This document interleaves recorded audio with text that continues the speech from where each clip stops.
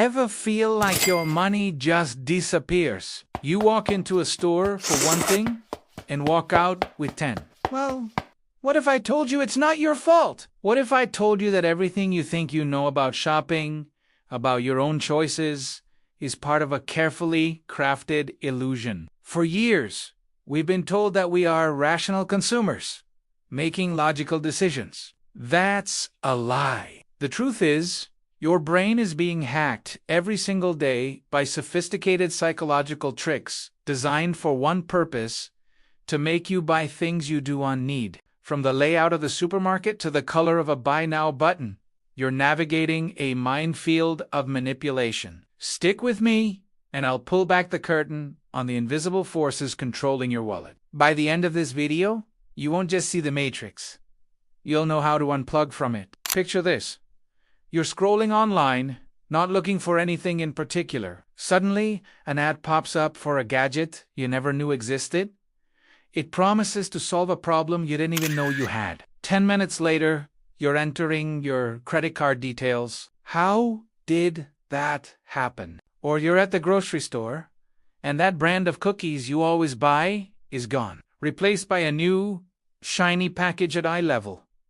You grab it without a second thought. These aren't coincidences. These are calculated moves in a high-stakes game for your attention and money. We like to believe we're in control, that our desires are our own. But the reality is, many of our wants are implanted in our minds by marketers who understand human psychology better than we do. They know our fears, our insecurities, and our deepest aspirations. They know that we crave social status, that we fear missing out, and that we're wired to seek pleasure and avoid pain. Every advertisement, every store label, every limited time offer is a weaponized piece of psychology aimed directly at these primal triggers. The tension builds because we're fighting a battle we don't even know we're in. It's like a magician's trick. The real action is happening where you're not looking. They distract you with a bright, shiny object to sale, a new feature, while their other hand is already in your pocket. This isn't about being weak or foolish. It's about being human. Our brains are built with shortcuts, mental heuristics that help us make quick decisions.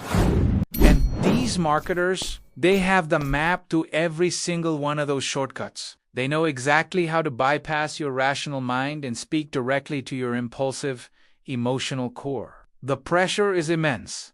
A constant whisper telling you that you're not enough. But this next purchase, this one will fix it. It will make you happier, more organized, more loved. So we keep buying, chasing a feeling of completeness that always seems to be just one more purchase away. All right, let's break down the spell. It's time to learn the magic tricks so they no longer work on you. First up is the granddaddy of them all: scarcity. Our brains are hardwired to believe that if something is rare, it must be valuable. This goes back to our caveman days when a rare source of food could mean survival. Marketers exploit this with phrases like limited edition, only 3 left in stock, or sale ends tonight. When you see that, your fear of missing out, or FOMO, kicks into overdrive. Your rational brain, which might ask, do I really need this?, gets silenced by the panic of, if I don't get it now, I'll lose it forever. Suddenly, a simple t-shirt becomes a coveted treasure. This isn't about the item itself, it's about the fear of loss, which is a much more powerful motivator than the prospect of gain. Next, let's talk about social proof. We are social creatures. We look to others to determine how we should act, especially in uncertain situations. Why do you think online reviews are so powerful? When you see a product with thousands of 5-star ratings, your brain thinks, wow, if all these people love it, it must be good. It's a cognitive shortcut. Marketers amplify this with testimonials, influencer endorsements, and show-in bestseller tags. They're telling you, don't think too hard. Just join the crowd. Everyone's doing it. And they're all happy. It's a way of outsourcing our decision-making to a faceless mob, assuming they've done the research for us. They probably haven't. They were probably influenced by the same social proof you are. It's a self-perpetuating cycle of conformity. Then there's the decoy effect. This one is brilliantly sneaky. Imagine you're buying popcorn at the movies. A small is $3 and a large is $7. Most people will buy the small. But what if they add a medium for $6? Suddenly, the $7 large looks like an amazing deal. For just 50 cents more, I can get the large. You feel like you've made a savvy choice, that you've outsmarted the system. But you haven't. The medium popcorn was never meant to be sold. It's a decoy, a useless option designed only to make the large one look more attractive. You just got tricked into spending more money than you originally planned, and you walked away feeling happy about it. This is used everywhere, from software subscription plans to fast food combo meals. They present you with 3 options. One that's cheap, one that's expensive, and one in the middle that's priced ridiculously close to the expensive one. Your brain immediately discards the middle option and sees the expensive one as the best value. Let's not forget, anchoring the first piece of information we receive heavily influences our subsequent judgments. If you see a watch with a price tag of $10,000, and then right next to it is another watch for $2,000, that second watch suddenly seems affordable, maybe even cheap. The first price, the anchor, has framed your perception of value. Retail stores do this constantly with original prices. They'll show a shirt with a tag that says original price, $100, now $50. Was that shirt ever actually sold for $100? Maybe, maybe not. It doesn't matter. The $100 anchor has been planted in your head, making $50 feel like a steal. You're not evaluating if the shirt is worth $50. You're celebrating the $50 you saved. Finally, we have the power of free. The word free is like a magic spell. It triggers an overwhelmingly positive emotional response that can make us abandon all logic. Companies know this. Buy one, get one free. Is the first item overpriced to cover the cost of the free one? Almost certainly. Free shipping on orders over $50.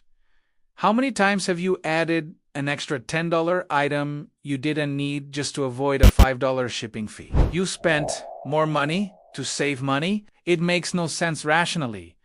But the allure of free is just too strong. It creates a sense of urgency and a feeling that we are getting an incredible deal, even when we are being manipulated into spending more. These are not just random sales tactics. They are carefully researched and deployed psychological principles. They turn us from conscious consumers into puppets, with our emotional strings being pulled by unseen masters of marketing. So, we've seen the tricks. We know the game, although we win. How do we take back control? It's not about becoming a minimalist who never buys anything again.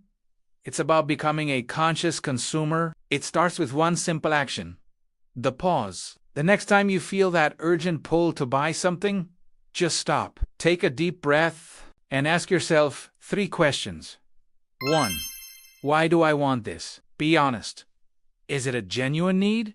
Or is it because you're feeling bored, stressed, or insecure? Are you trying to buy a feeling, not an item? 2. Where will I put it? Physically visualize the item in your home. Does it have a place, or will it just become more clutter? Another thing to manage: this simple act of visualization can break the fantasy and ground you in reality. And 3, the most important question: can I wait 24 hours? The urgency you feel is manufactured. It's the scarcity tactic at work. By imposing your own waiting period, you let that artificial urgency fade. You give your rational brain a chance to catch up with your emotional one after 24 hours. Be amazed at how many of those must-have items you no longer feel you need at all. This isn't about deprivation. It's about empowerment. Every time you consciously decide not to buy something you don't need, you're casting a vote for your own financial freedom and mental clarity. You're telling the world, and more importantly, yourself, that you are in control. Your happiness isn't for sale. Thank you so much for joining me on this deep dive. If this video opened your eyes, hit that like button and share it with someone who needs to see it. And for more content on how to navigate the modern world with intention, make sure you subscribe. Let me know in the comments which marketing tricks surprised you the most. See you in the next one.